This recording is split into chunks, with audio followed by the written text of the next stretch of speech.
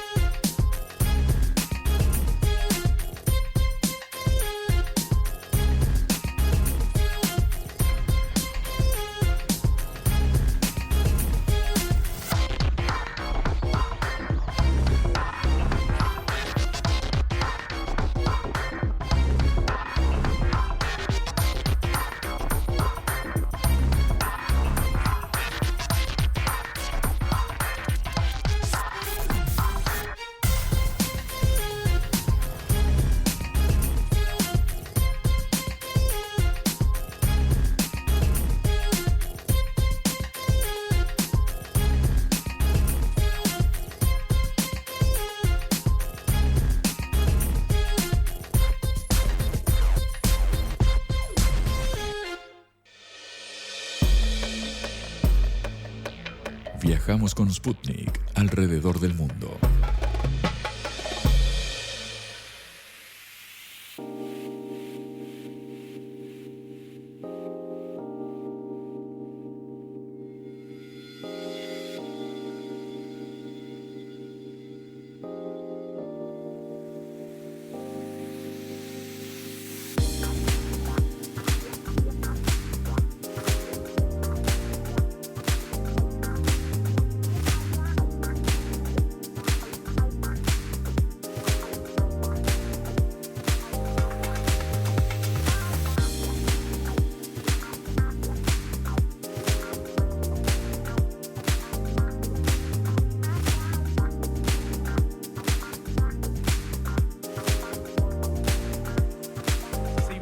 En esta producción de la Agencia Internacional de Noticias Sputnik. Amigos, amigas, vamos a meternos de lleno en un tema que a nosotros acá nos interesa realmente mucho. Es uno de estos factores más estructurales en cuanto a la sociedad argentina. Es a veces salir un tanto de lo urgente e ir a lo importante, porque saben ustedes que desde hace ya bastante tiempo, al menos un par de años, venimos hablando sobre la caída en la natalidad y el impacto que tiene esto en por un lado la estructura productiva argentina, el problema que supone para el sistema previsional y cómo bancar a los futuros jubilados, o sea, prácticamente nosotros, y además, por supuesto, otros desafíos en torno a lo que pasa con la escuela, qué pasa con la planificación escolar y otras urgencias que nos interesan mucho. Ustedes saben que Fundar es un think tank que nosotros solemos citar acá bastante, es un centro de políticas públicas realmente muy interesante, y ahí trabaja Agustina Bendersky, que es socióloga e investigadora de Fundar, que ha publicado hace poquito un informe muy interesante sobre la transformación en la ciudad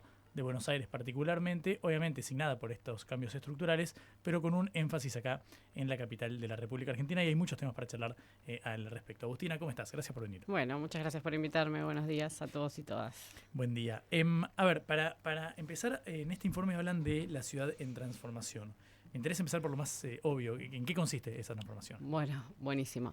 Bueno, en primer lugar, esta transformación que vemos en la Ciudad de Buenos Aires está buenísimo, que nos permite ver y hacer como un doble clic en un distrito en específico, pero sí es importante decir que es una transformación que hace eco a nivel nacional y a nivel global. Esta transformación de las poblaciones, lo que se llama transición demográfica, es un fenómeno que no es reciente, que excede a la República Argentina y que responde a sociedades modernas, ¿no? Esto es importante decirlo, sobre todo porque un poco, sobre todo en la Ciudad de Buenos Aires, hubo muchos mensajes y noticias apocalípticas, ¿no? Nos vamos a despoblar, sí. Esta idea de medio futurista de jardines cerrados, plazas sin niños y niñas, y efectivamente estamos enfrentando una transformación de las sociedades, pero insisto en que tiene que ver con sociedades modernas, ¿no? Que justamente creo que una manera de resumir esa transformación es: el verdadero cambio no es que seamos menos, sino que vivamos más, ¿no? Se pone mucho el foco en la caída de la natalidad, que vamos a hablar de eso porque es un fenómeno irreversible incluso, pero el contrapunto y la otra cara de la moneda, donde no vemos sobre todo las alertas, sobre todo en decisores políticos, ¿no? Que es muy importante que incorporen esta variable, que es que aumenta la esperanza de vida, ¿no? Entonces yo diría que si tuviera que resumir en los antiguos 140 caracteres lo que vimos en esta sociedad es: los porteños y las porteñas vamos a vivir más años, tenemos menos hijos y si es, incluso no los tenemos, o sea, decimos no tener hijos, y sobre todo si decidimos tenerlos, los empezamos a tener a edades más avanzadas. Y esto sí es una particularidad de la Ciudad de Buenos Aires, pero que la otra parte de cómo estamos viviendo esta ciudad tiene que ver también con que cada vez vivimos más solos. Esto es un cambio de la transformación de la ciudad y esto sí es una particularidad de la ciudad. Y sobre todo que está creciendo el porcentaje de hogares inquilinos, ¿no? Eso sería como si tuviera que resumir esas transformaciones que vimos en la ciudad. ¿Y por qué hicimos esto junto con CESBA?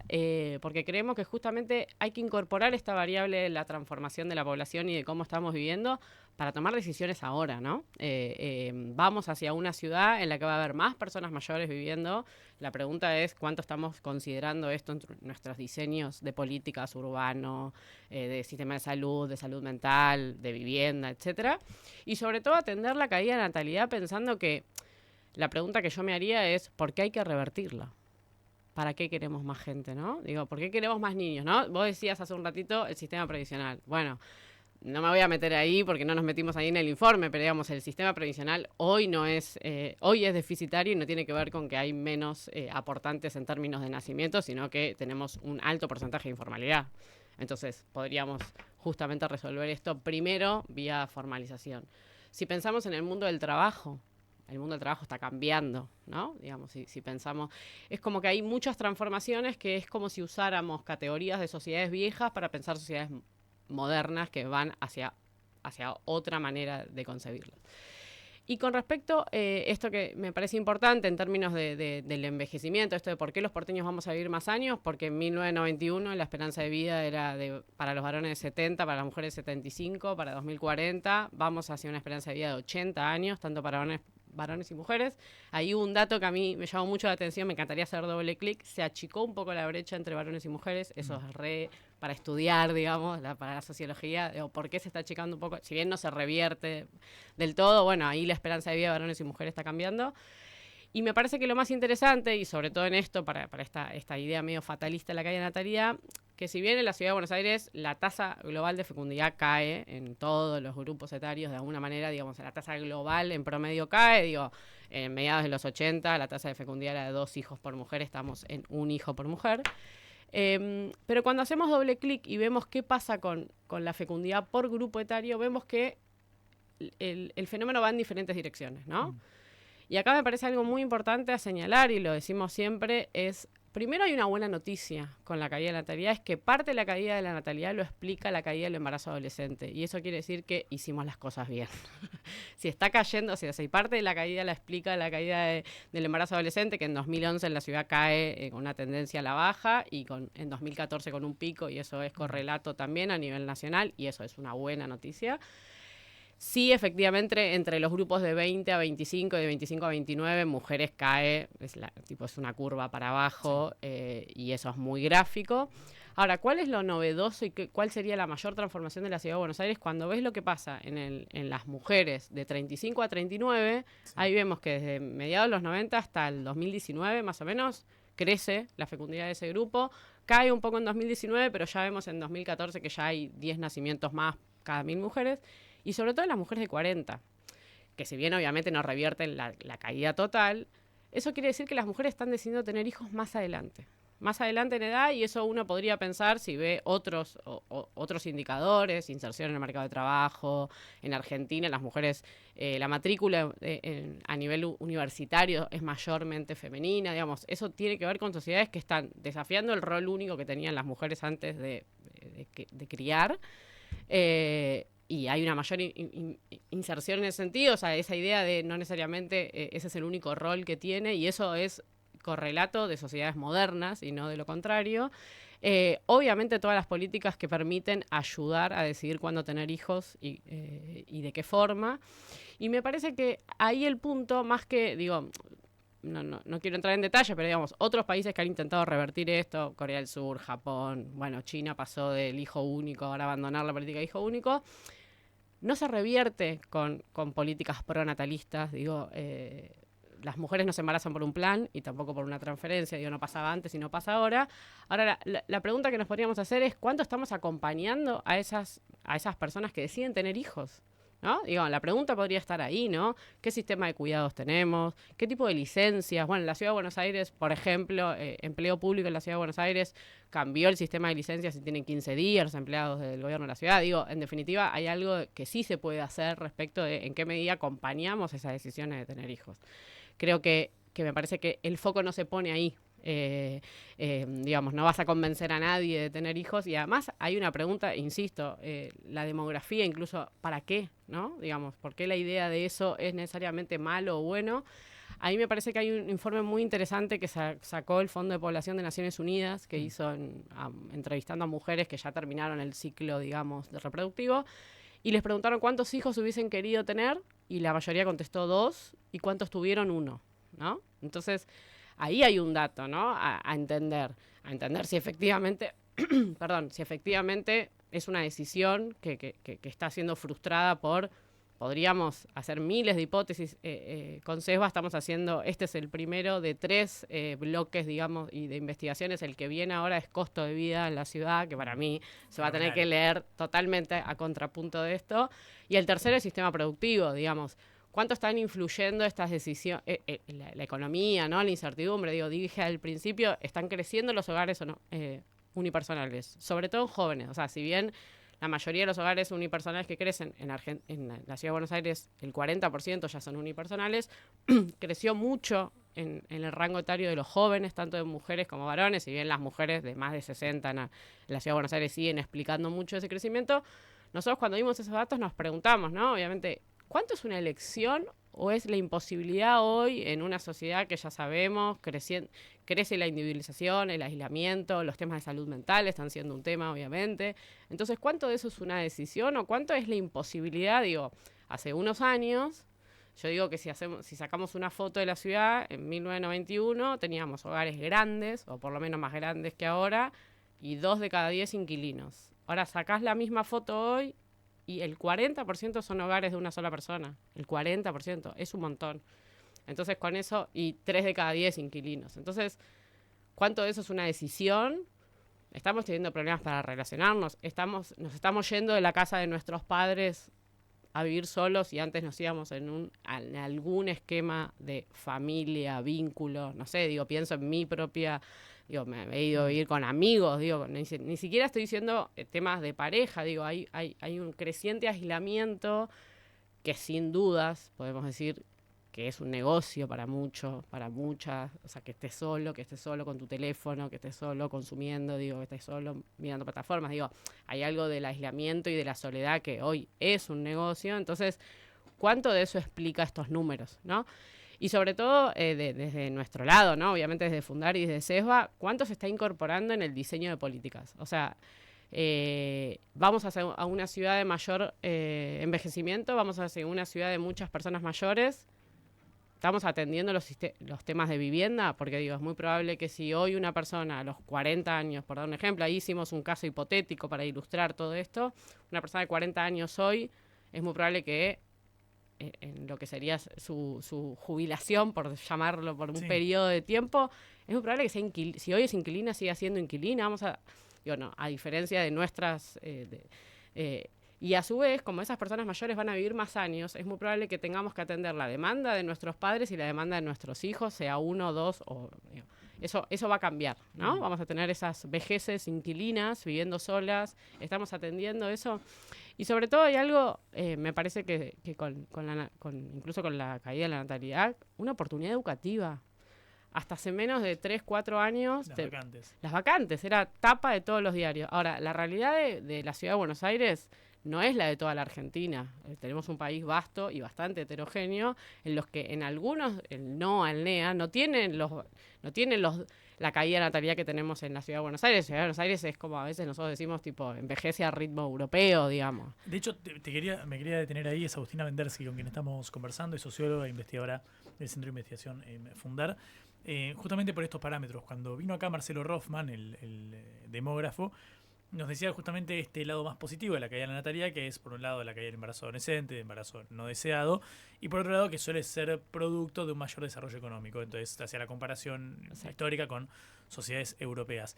¿Hasta qué punto eso da cuenta de una conformación sociodemográfica más europeizada entre muchísimas comillas, por supuesto, de la ciudad de Buenos Aires, y hasta qué punto es o siempre algún interrogante sobre qué tan sostenible es ese esquema, pensando en una población más envejecida, con menos trabajadores o lo que sea.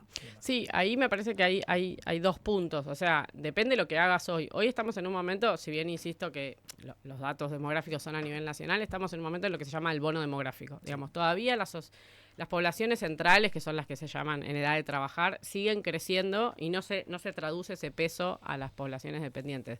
Ahora, todo depende de lo que hagamos ahora.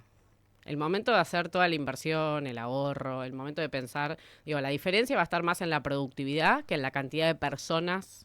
Claro. Y más ahora por eso digo, el mundo del trabajo, todo está cambiando, ¿no? Entonces me parece que el riesgo es no asumir y no incorporar la variable de la transición demográfica como un vector del diseño de políticas. Por eso decimos, si la caída de natalidad en la Ciudad de Buenos Aires, si ya no tenemos más las tapas de no hay problemas de vacantes, ahora si vas a usar la caída de natalidad como una excusa para recortar presupuesto en educación, y no. Ahí no está la idea de Rothman de esta es la oportunidad para el desarrollo económico del país. Porque justamente es tu oportunidad para mejorar la calidad educativa, no es para el cierre de los cursos. Si vos tenés menos, yo lo veo, no me quiero poner autorreferencial, tengo 2 hijas, una de 10, una de 7. La grande tiene 24 compañeros y la chica 3 años después son 14. En 3 años. Ahora, si cierran el curso y juntan y tienen 24, ahora si tienen la oportunidad de que la maestra pueda brindar un diseño pedagógico para aulas más chicas, eso es una oportunidad. Y vamos a decir algo, nosotros en Fundar también habíamos hecho otra investigación mucho más grande respecto de infraestructura de cuidado. Ahí también hay una pregunta para hacerse en términos de infraestructura, incluso en lugares en los que no se necesiten infraestructuras para infancia, se pueden reconvertir hacia personas mayores. A mí me parece que hay algo de eso que no se ve, que es el sistema de cuidados y las necesidades de cuidados de personas mayores no las conocemos como conocemos la de las infancias. La infancia no hay, sí o sí necesita una persona que la mire 7x24, sea una institución o una cuidadora. Ahora, con las personas mayores tenemos el desafío de saber qué es lo que se necesita y de qué manera promovemos la autonomía de esas personas. Y que, no soy economista, pero si me pusiera economista diría, y eso si no nos va a redundar en mayores costos. Va a haber mayores costos, mayor demanda. Si esa población se deteriora porque vive sola, porque no está atendida, porque no generaste ningún sistema de centro de día y de desarrollo y de promoción de la autonomía, vas a tener mayor demanda en el sistema de salud, mayor demanda en términos de, ni hablar, de salud mental. Y hoy está en boga algo que se denomina economía plateada, ¿no? Digamos, estamos discutiendo temas del mundo del trabajo, la IA y etcétera. Las personas mayores están creciendo en todas las sociedades. Hay una oportunidad de atender toda la demanda de esos servicios. Ya esas personas mayores, vos te debe pasar, a mí también, no es lo mismo una persona de 60 años, de 70 años, que hace 10 años. Obvio. Es una persona que está totalmente activa, ya se sabe que con toda esa población podrías tener diseño de políticas, ya sea de turismo, de salud, son consumidoras, ya no son solamente receptoras de cuidado, son perfectamente consumidoras. Entonces, me parece que ahí hay una oportunidad, sobre todo en términos educativos, que se está desperdiciando porque se está aprovechando para recortar presupuesto, cosa que lamentablemente no es por ahí, porque la productividad y el desarrollo del país puede crecer de otra manera, y sobre todo no se están diseñando políticas para atender justamente a esa población que ya está, eso llegó para quedarse, digamos, no hay manera de revertirlo. Me interesa esto que marcas, y quiero volver al tema de natalidad, pero porque quizás es el tema que más preocupa o que más interés suscita. Dijiste al principio que era una tendencia irreversible, o que podía ser una tendencia irreversible. ¿Por qué? A ver, justo hace poquito escuchaba un demógrafo que decía, no sé, en la década del 60 salían todos los demógrafos a decir se viene el boom de la población y hoy estamos tratando de ver cómo revertir eso.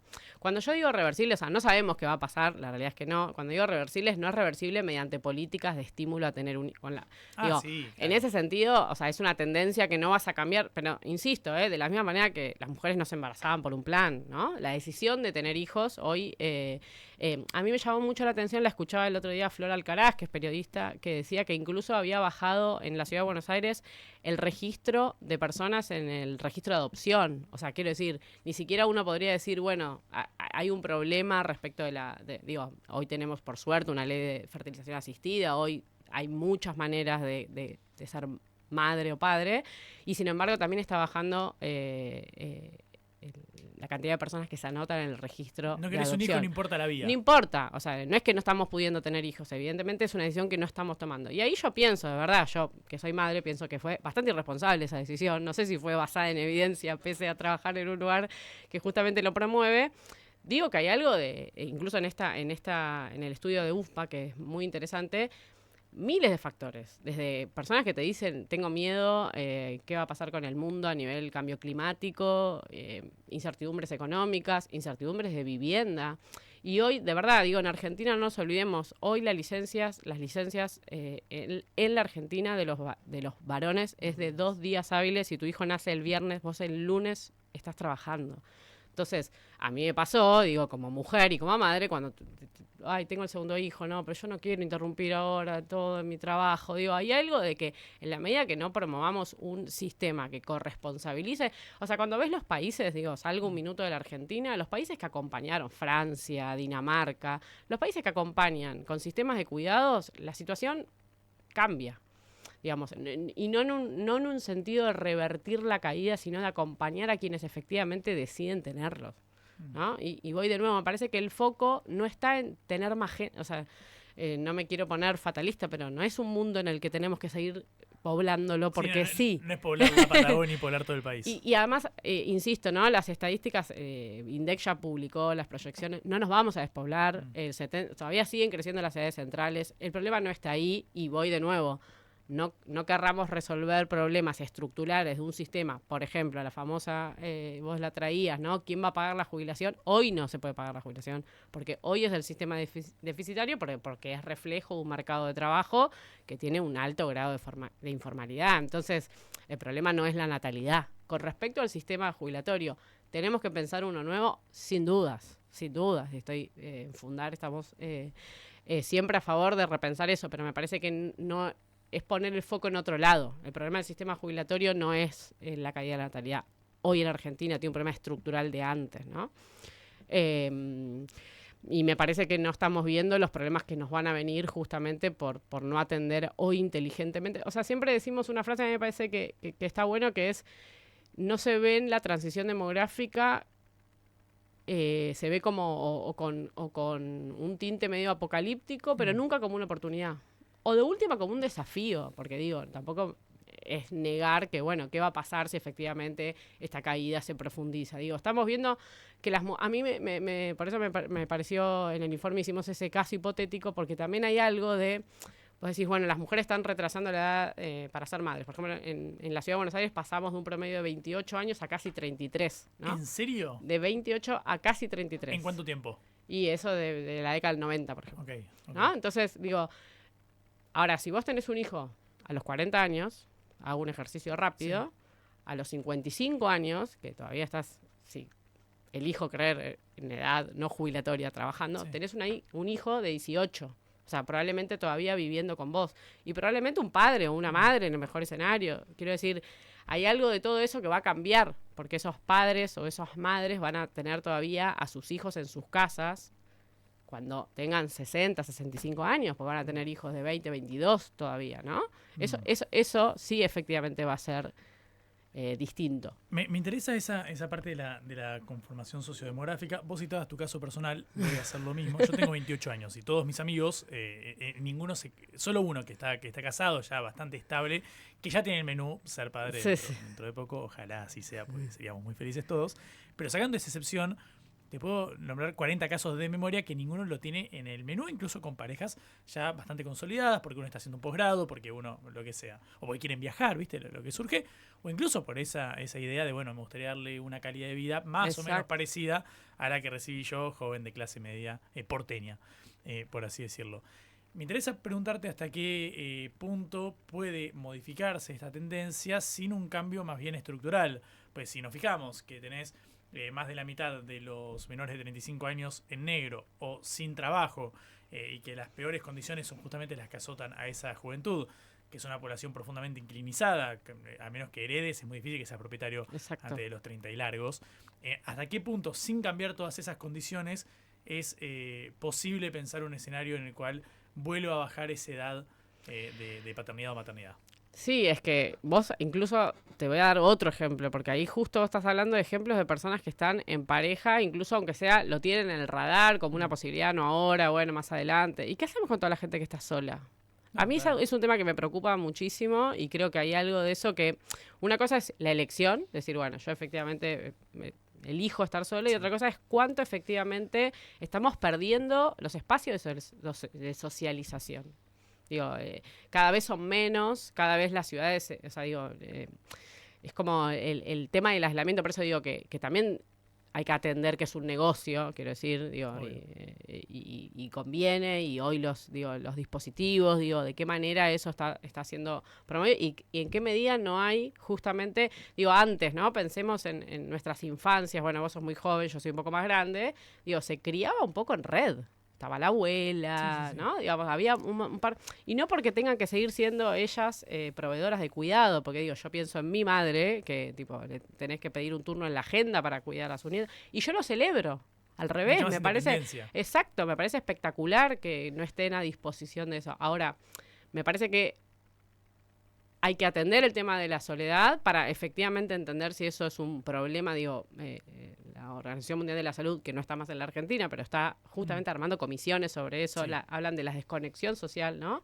Ni hablar los temas que todavía acá no están estudiados con adolescentes y etcétera. Entonces me parece que en la medida que no se incorpore como... Pero insisto, no por revertirlo, sino por acompañarlo, para que esa decisión, yo creo, y yo tengo amigas también que veo que recién ahora están teniendo un hijo a los 40 años, y antes era como, no, un hijo a los 40 era un embarazo de riesgo. Todavía se considera un embarazo de riesgo, y hoy no. Entonces, creo que es eso, que tiene que ver con generar un sistema de cuidados que acompañe a quienes deciden. Y si vos tenés un sistema que te acompañe, no es que vas a tomar la decisión porque tengo un jardín en la esquina, porque tengo vacante, pero ahora, si vos ya sabés que el cuidado va a quedar 100% de tu lado, porque Sí, obvio. es muy difícil. Y además sin poder pagar si no tenés una yo abuela, suegro. digo, estoy acá porque mi hija está en la escuela y la va a ir a buscar una cuidadora. Y Digo, si no puedes pagar la cuidadora, es imposible. y si no, las mujeres hacen el famoso traspaso, ¿viste? Como, ¿para qué voy a salir a trabajar si al final es tipo, El le trade-off paso mi te da sueldo, negativo. ¿no? Agustina, quiero meterme antes de cerrar con un tema que no sé si lo tenés estudiado, pero que a mí me llama mucho la atención. Que es que hablábamos esto de la soledad, de jóvenes que viven solos y demás. No sé si es una impresión o ya está probado que está aumentando la edad de esa independencia. Creo que lo leí, no recuerdo si a Federico Puro o a Ferberkovich en Central, que hablaban justamente de esa... la tasa de emancipación, creo que se llama. Exacto. De cuándo se van a vivir solos los jóvenes. Que fue subiendo, obviamente, de un montón de factores culturales, que son más hijos únicos, que más mimados que yo, pero también un tema de no poder bancar un alquiler. Y sin embargo, uno se fija en otras sociedades occidentales, en Europa, por ejemplo, que quizás te vas a vivir más joven y compartís un departamento entre 4, por ejemplo. Exacto. ¿Por qué acá no está creciendo eso? Si no tenemos la plata suficiente para alquilar solos a los 21 años, ¿por qué no se alquila de grupo? ¿Qué se juega ahí sociológica, psicológicamente? Estás dando una tecla de lo que quisimos hacer en el informe y no había datos respecto de los metros cuadrados construidos. Yo digo, no, acá voy a hacer... lo contrario a lo que hago en Fundar, que es hablar basada en evidencia, porque no tengo la evidencia, pero habría que ver acá, porque lo que más crecen son lo que más se construye son monoambientes y dos ambientes. Claro. Entonces ahí no tenés esa posibilidad, porque es verdad lo que vos decís, en Europa es mucho más común que en otras partes del mundo vivir y compartir, ¿no? Digo, compartir el piso. Acá no es tan común porque no hay tanta, digamos, incluso estudiamos que hay muchos hogares unipersonales de viviendas grandes, y ahí la hipótesis que hicimos es, bueno, claro, yo pienso en mis padres, que yo sí vengo de una familia numerosa, ellos siguen viviendo en la casa en la que vivíamos de a 7 y son 2. Claro. Porque bueno, porque ya está, no te quedás ahí, no te vas a algo más chico, ¿no? Ahora, es súper interesante, nosotros quisimos estudiar justamente eso, ¿no? Los metros construidos, ver en qué medida la oferta de la construcción responde a una demanda o no, o es mucho más inmobiliario, o sea, negocio inmobiliario que efectivamente una demanda. Mi intuición, que sería hacer un doble clic ahí, tiene que ver un poco con eso, que hay menos, o sea, digo, cada vez hay construcciones mucho más chicas que grandes, y entonces se impide. Y a su vez también hay algo de que vos viste a tus, digo, yo pienso, mi hija, digo, es el modelo que vas teniendo, bueno, viví solo, o sea, qué sé yo. Sí, pero nosotros, además, la frase no es cuando te vas de lo de tus padres, es cuando te vas a vivir solo. Exacto, digo, también es eso, es como lo que vos dijiste al principio, ¿no? Uno siempre pensó digo, es como que si se hubiese roto esa idea de la movilidad social ascendente, ¿no? Padres que no universitarios, digo, ¿qué pasó con, no sé, las universidades nacionales, con todas las universidades que se abrieron? Bueno, le dieron la posibilidad, esa idea del padre que dice, bueno, yo a mi hijo, hay un montón de generación de primeros universitarios en familias, un montón de que lo permitió la universidad.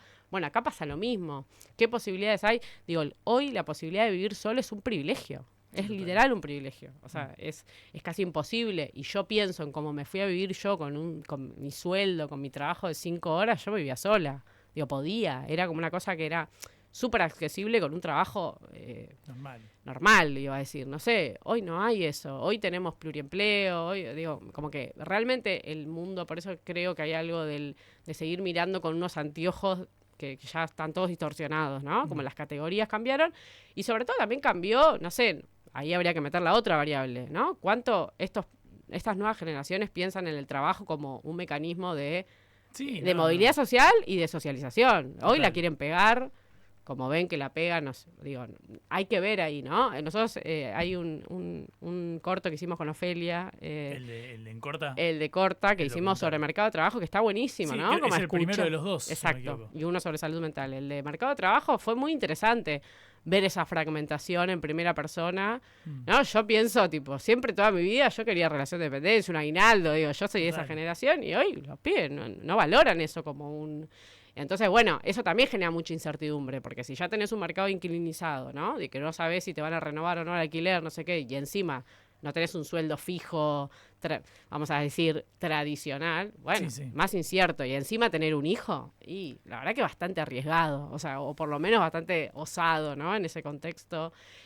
Incluso es interesante, una de las cosas, perdón, y sí, a mí me encanta el tema, cuando veíamos qué pasaba con la caída de natalidad según nivel de ingresos de los hogares, también vimos una caída. O sea, es decir, cae mucho más en una comuna como Palermo que en Retiro, pero los hogares de ingresos de ingresos bajos tienen menos hijos que hace 10 años. También. Sigue habiendo una brecha entre, obviamente, los hogares mayores ingresos, pero hoy ya también tienen menos hijos. Y eso también tiene que ver con un montón de políticas de salud sexual y reproductiva. Digo, eso es un avance como sociedad. Digo, está bueno. Bien, y de más está decir, y esto se lo digo a nuestro presidente, que nada tiene que ver la caída de natalidad con la ley de interrupción voluntaria del embarazo, porque no hay correlato en tiempo, ni siquiera digo, no es ideológico. La ley voluntaria, la interrupción voluntaria del embarazo es del 2018 y la caída de natalidad 2014, es del siglo XIX. La Ciudad de Buenos Aires particularmente cae, pero quiero decir, es un fenómeno que es una transición que viene de larga data, o sea que nada tiene que ver. Metodológicamente no se cruzan, es como las famosas peras con manzanas. No correlation. No. Agustina, la verdad es que es re interesante esto. La verdad es que vale la pena además detenerse para también, imagino, desmitificar un poquito y que no sea todo tan fatalista. Total. Al menos. Así que gracias en serio por este ratito. Gracias a ustedes. Agustina Vendersky es socióloga e investigadora del Centro de Investigaciones Fundar. La escucharon acá en Caroseca. El desarrollo de la información.